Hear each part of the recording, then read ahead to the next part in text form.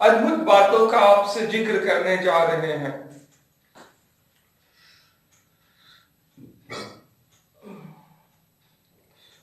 कुछ लोगों को शायद हमारी बात समझ में ना आए और कुछ लोगों को आए भी।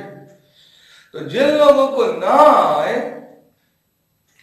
वे लोग कृपया एक बार जरूर देखें, और जिन लोगों को आ जाए वो बार बार देखें। और उसके बाद जिंदगी में एक चीज हमेशा याद रखिएगा कि आपका भाग्य विधाता स्वयं आप है, कोई और अन्य व्यक्ति नहीं है आपका भाग्य विधाता। देखिए, मुश्किलें आएगी, जीवन का श्रृंगार है, लेकिन मुश्किलों की दशा और दिशा दोनों आप तय करते हैं। समझने की कोशिश कीजिएगा। अगर इसको ऐसे समझे तो ज्यादा बेहतर होगा। एक बार हम अपनी पत्नी को साथ में लेकर के एक रास्ते से होकर के गुजर रहे थे। उसी दौरान जब वो अपनी पत्नी के साथ हम गुजर रहे थे और वो भी सजी धजी थी, हम भी सजे धजे थे। इत्तेफाक की बात है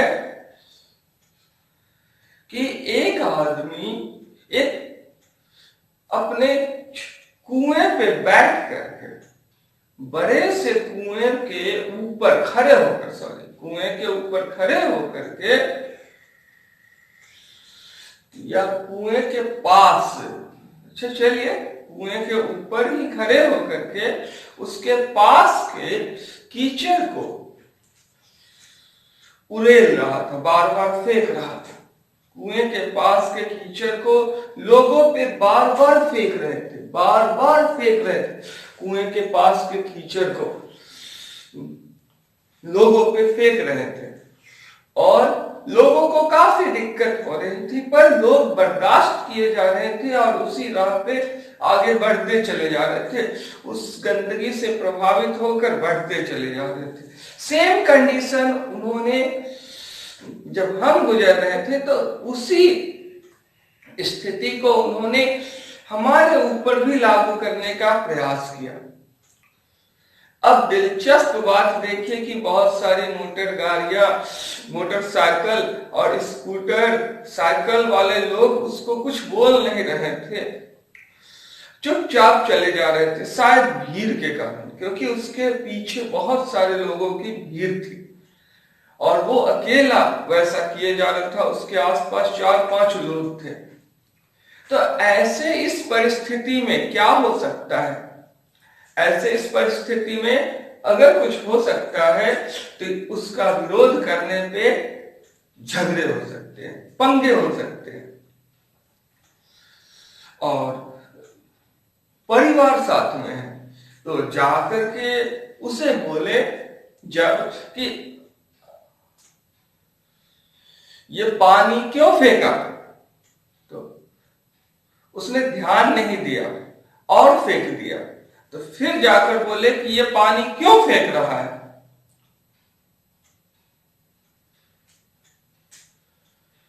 अब ऐसे इस सूरत में आप समझने की कोशिश कीजिएगा कि वो पानी क्यों फेंक रहा है। जब हम ये बोल रहे हैं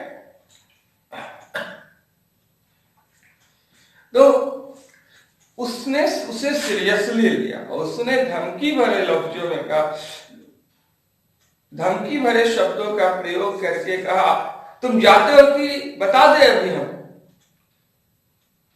तो इसने कहा कि हाँ बताओ ना भाई, वही तो हम जानना चाहते हैं, ये पानी क्यों फेंका।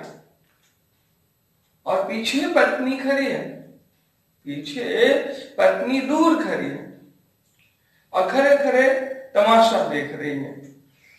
वो सजी धजी बेहद खूबसूरत लग रही है और कुछ सोच रही है। अब उसके पास गए वो हमारे पास निकल करके आया कुएं पर से और उसने कहा क्या है? तो हमने कहा ये पानी क्यों फेंका हम पे? ये गंदा पानी है ना, नहाए धोए हैं, समझ में नहीं आ रहा है तुमको? दिमाग नहीं है? तो उसने कहा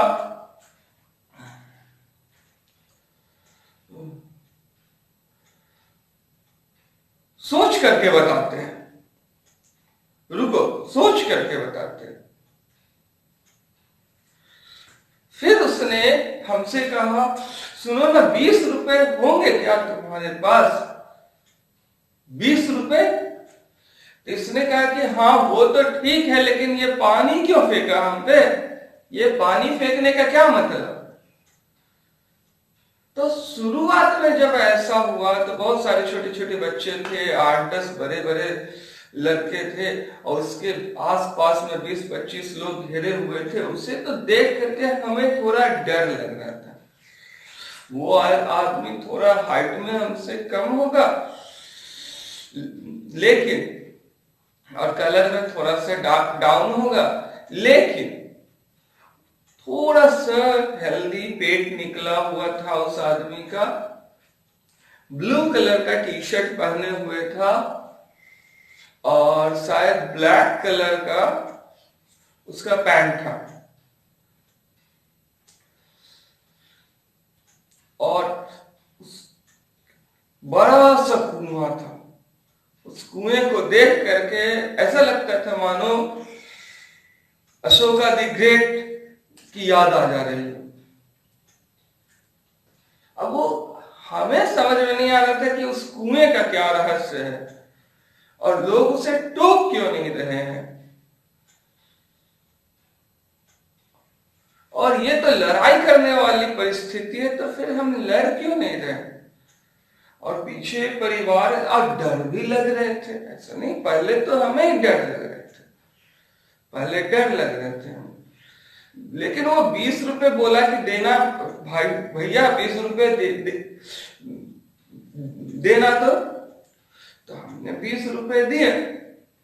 जब 20 रुपए हमने दिए तो उसने कहा कि हमको तो काम 2 रुपए का ही है, हमको बस 2 रुपए का काम है, ये 20 रुपए किस लिए दिए? तो बोले आप ही तो मांगे हैं हमसे 20 रुपए, फिर आप ये 20 रुपए मांगे तो 2 रुपए का काम है, तो आप 18 रुपए हमें लौटाइए। चलिए 18 रुपए लौटाइए हमको, रख लीजिए 2 रुपए।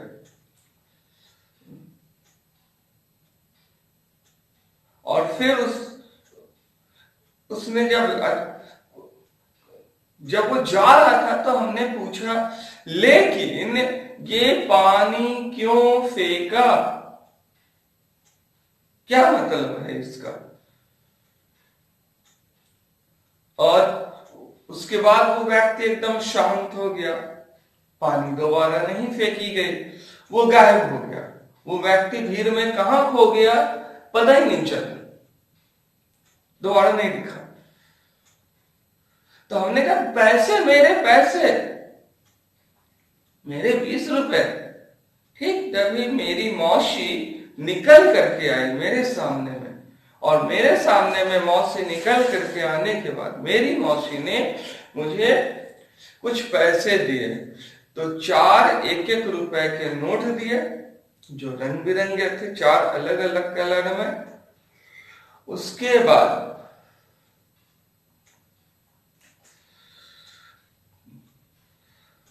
3 5 5 नहीं, फिर 5 रुपए के नोट दिए तो 5 4 9 हो गए। एक 5 रुपए का नोट था, नहीं, फिर एक 5 रुपए का सिक्का दिया तो 5 4 9 हो गए। उसके बाद फिर 1 रुपए दिए तो का कॉइन दिया तो 10 रुपए, और फिर 5 रुपए का एक और सिक्का और 2 रुपए का सिक्का और 1 रुपए का नोट। ऐसा हमें लगा, हम ठीक ढंग से गिने भी नहीं, पर आश्चर्य हुआ हमें ये 4 अलग अलग रंगों वाले 1 रुपए के नोट क्यों दिए गए? तो हमने ठीक ढंग से देखा भी नहीं, उस पर चर्चा भी नहीं किया, उसे रख दिया और सोच रहे थे कि वो आदमी चला क्यों गया। लेकिन एक चीज महसूस किया कि उसने कुछ किया नहीं, सिर्फ बोला और उसके बाद वो चला गया। वो बोला और चला गया। ऐसी विडंबना है ये परिस्थिति क्या साबित करना चाहती है?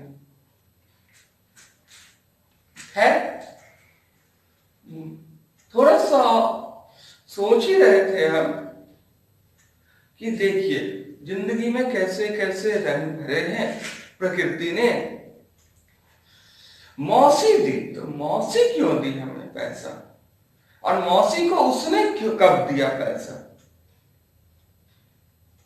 मेरी अपनी मौसी मुझे पैसा दी और मेरी पत्नी बेहद ही खूबसूरत दिख रही है, गुलाबी रंग की साड़ी में बहुत ही प्यारी लग रही है। चलिए देखिए, ये जो कुआं है ना और पेट मानव का, कुआं और मानव का पेट जो है बहुत कुछ करती है ये दुनिया। संभलनी है तो संभल जाएगी, और नहीं तो जिंदगी वैसे ही गुजार डाली, भीड़ का हिस्सा बनिए, वस्तुओं पर आधारित जीवन जिए, लेकिन शारीरिक सुख का आनंद नहीं ले पाए, युवापन का आनंद नहीं ले पाए। युवापन का आनंद लेना है तो स्वास्थ्य को अहमियत दीजिए, और आक्रामकता में स्वास्थ्य के साथ साथ जो वैचारिक मल है, ये कहेगा कुएं से तात्पर्य, कुएं में गंदे पानी से तात्पर्य है बहुत सारे गंदगी का, जहां तक हमें लगता है पेट की गंदगी का। इस चीज को समझिए, बहुत सारे पेट की गंदगी का, और ये बड़ा होता जाता है जैसे जैसे समय बीतता जाता है, इंसान इसमें लिप्त होता जाता है, लिप्त होता जाता है। इसका आकार जुम अर्थात विस्तृत अर्थात व्यापक होता जाता है, ये अपना दायरा बढ़ाता है, बड़ा लगने लगता है, आम कुओं से अधिक बड़ा। खाना खाने के साथ साथ पचाना भी सीखिए, उतना कभी मत खाइए जितना पचा नहीं सकते।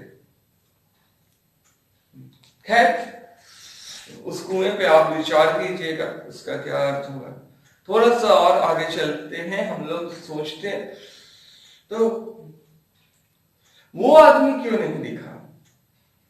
तो अगर उससे लड़ लेते, झगड़ लेते, तो वो जिस रंग में ढालने के लिए हम पे कीचड़ उछाल रहा था, उस रंग में नहीं ढाले, और वो हमारे रंग में ढलने को कतई तैयार नहीं था, तो वो साथ छोड़ दिया। रोशनी में कब अंधकार रहते हैं? जब सत्य पे आप स्थिर रहते हैं, कायम रहते हैं, अडिग रहते हैं, तो वो आपको डिगा नहीं पाता है। वो अगर हमारी जिह्वा को गंदा करने की चेष्टा कर रहा है, और वही उसकी ताकत है, आप उसे हरा भी देते लड़ करके, अगर मार करके उसे हरा भी देते आप, तो समझने की कोशिश कीजिए, वो हार तो जाता, लेकिन आप इस चीज को ध्यान दीजिए कि वो अपने जैसा आपको बना देता है, और आपके कारण जो आपके पीछे कुछ लोग आ रहे हैं, वो आप कीचड़ उछाल रहे होते शायद, और आपके कारण उसको कष्ट होता, और वो शायद आपका विरोध करता, और ये क्रम लगातार चलता ही रहता। समझने की कोशिश कीजिए यहां पर। तो असत्य दो तरह से फैलते हैं, एक तो जुबान से और दूसरे कर्म से। दोनों में निर्मलता आवश्यक है, हमेशा याद रखिए, दोनों में निर्मलता आवश्यक है। स्वास्थ्य भी आवश्यक है, उसकी भी निर्मलता होनी चाहिए, उसकी भी पुष्टि होनी चाहिए, हृष्ट पुष्ट होना चाहिए, इंसान को तंदुरुस्त होना चाहिए, मनुष्य को, मानव को तंदुरुस्त होना अति आवश्यक है। और हमेशा याद रखिए कि रिश्तेदार तो तमाशा देखने के लिए लोग आएंगे ही, रिश्तेदार आएंगे तमाशा देखने के लिए, उनमें जिनमें कुछ योग्यता है वो आपके तरफ से लड़ते हैं, जो आपके तरफ से लड़ेंगे, आपकी ओर से बचाव करेंगे, वो हमेशा याद रखिएगा कि आपका हित चाहने वाले अगले को आपका नाजायज फायदा नहीं उठाने देंगे, पर वो आपकी तरह सुलझा हुआ नहीं होंगे। चलिए एक और आश्चर्यजनक बात देखिए कि अमन राज जी एक बहुत ही प्यारे स्टूडेंट हैं हमारे, वो देहरादून में जाकर के पढ़ाई भी किए हैं इंजीनियरिंग की। जब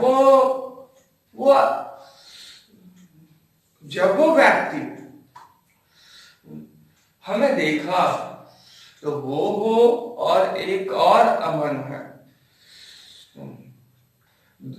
प्लस एक हमारे विद्यार्थी है नीतीश सर, तो ये तीनों, नितेश सर, तो तीनों कोई जब आपस में अच्छे खासे दोस्त थे।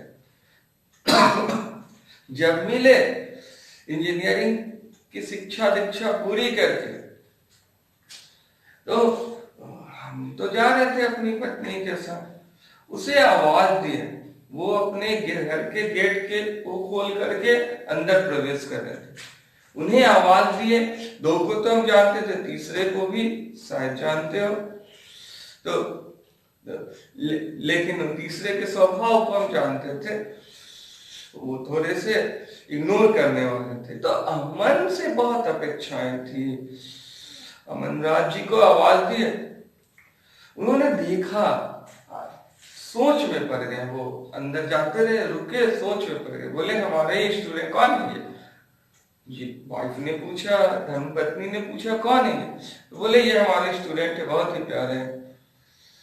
उसके बाद उन्हें आवाज दिए, तो जो अमन दुष्ट थोड़े से इग्नोर करने वाले थे, उन्होंने उस अमन को कहा छोड़ो ना, चलो ना अंदर, है वो ऐसे ही बुलाते रहते हैं सर।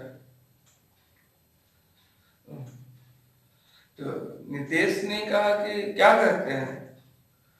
नितेश से अमन ने पूछा क्या करते हैं? तो नितेश ने कहा कि अभी तो हमें जो काम करना है वही काम करना चाहिए, बाद में सर से मिल लेंगे।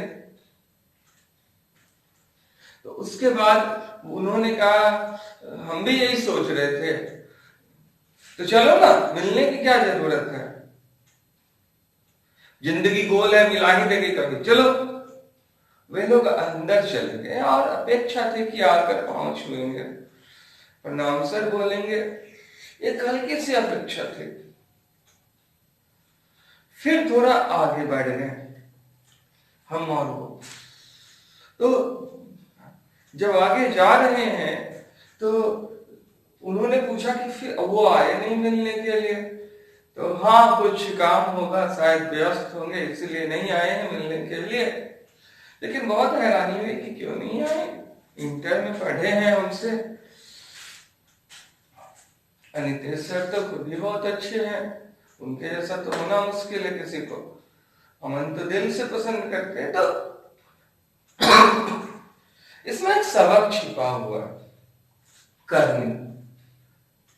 कर्म का फल मिलता है, स्मरण रखिए। और समय के साथ साथ कर्म के मायने बदलते रहते हैं। अगर कोई इंटर का विद्यार्थी होता तो वो कभी भी नहीं ऐसा करता, अगर वो हमसे पढ़ रहे होते तो नहीं ऐसा करते। उस समय उनके कर्म कुछ और थे, उनकी आचरण में किसी और का भाव निहित था।